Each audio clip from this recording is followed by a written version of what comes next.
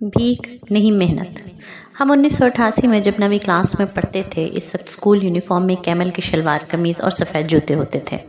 Headmaster साहब uniform के मामले में बहुत सख्ती से पेश आते थे, इसलिए तमाम तलबा यूनिफॉर्म पहन कर आते थे, सिवाय 2-1 के जो गरीब होते थे।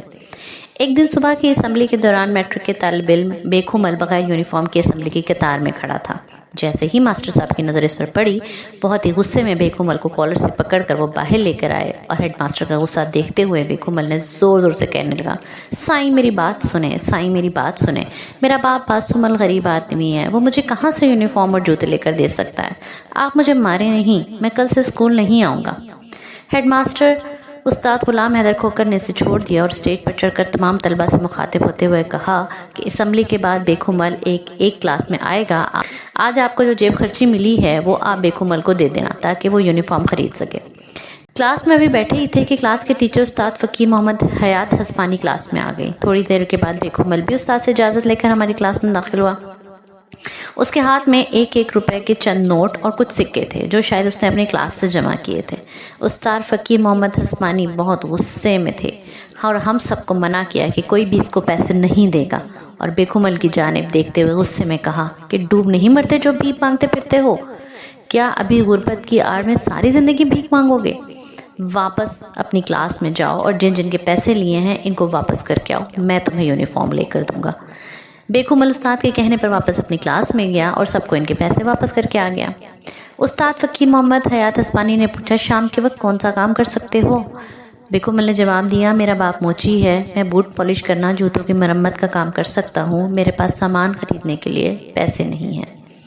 उस्ताद ने पूछा, कितने पैसे लगते हैं? उसने कहा, एक लकड़ी की पेटी, चंद ब्रश, पॉलिश सब मिलाकर कोई 150 रुपये में सब सामान आ जाएगा।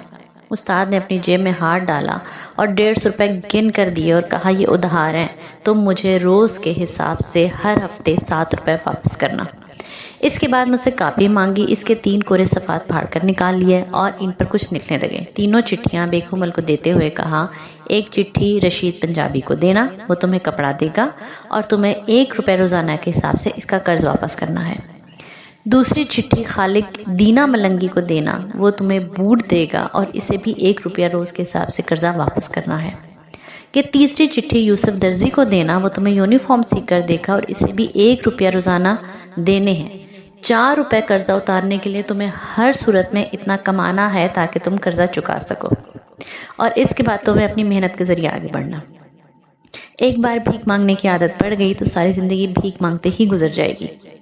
बेखुमल वादा करके चला गया। बाद में उस्ताद ने हमसे कहा कि आप लोग अपने जूतों की मरम्मत, बूट पॉलिश हमेशा बेखुमल से करवाया करें।